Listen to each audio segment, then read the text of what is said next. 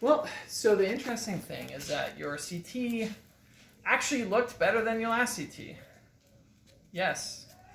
The abscess fluid that was there is all but gone.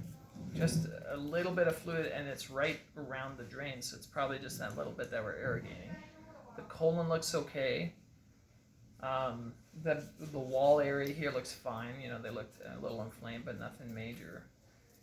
I thought for sure either this thing was either going to have a large undrained abscess or a second abscess. None of that. It's actually just a fraction of the size of what it was. It's just kind of right there.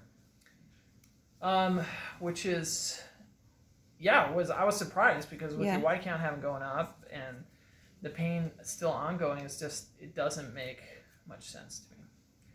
So we looked at the thing, I asked him, I said, well, can you upsize? He said, we can. It's limiting because he said the pocket's actually so small, it's hard to get the whole drain in there. And one of the drain holes is right by the belly wall. He thinks that might be where you're having some increased tenderness when we irrigate it.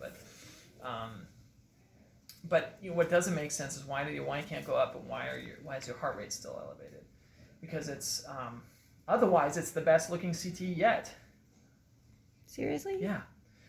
So the rest of the colon looks okay. Maybe still a little inflammation around the cecum, still some inflammation around the appendix, but so that's I was hoping that it would. I wasn't hoping that it would look worse, but I was thinking more that if it made it clear as far as the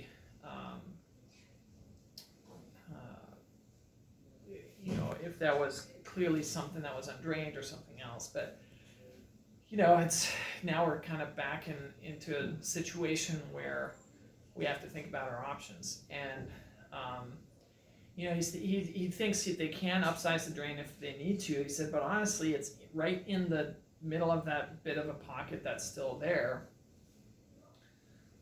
I just don't know whether it's good enough with the fact that your white count's still elevated. He floated the idea of maybe trying to instill some antibiotics through that drain and to irrigate that space. I did notice yesterday when I irrigated that I was getting much less out, and at first I was thinking, well, maybe this thing has shifted, but it's not. I think there's just less there. I think the irrigations in the drain have been working. So that's the challenging part right now. It's like, well, what do we do next? How do we improve over what we're already doing to try to get this better? I think things that we can think about is just changing your antibiotics up, maybe trying to reculture and see if anything's growing that wasn't before.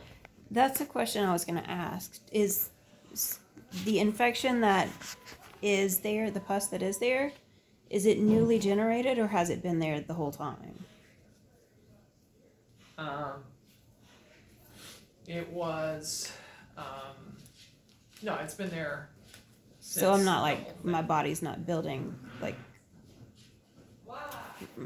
new infection. No, not that we can tell. Okay. But then I don't know why your white blood cell count is up today from 16 yesterday. Why you're still tachycardic. And you've been tachycardic all along, but that's usually a sign of ongoing infection. The challenge, and he had said on the CT, there's still a suspicion that the appendix itself, it may still be, where it ruptured, may still be communicating with this thing. And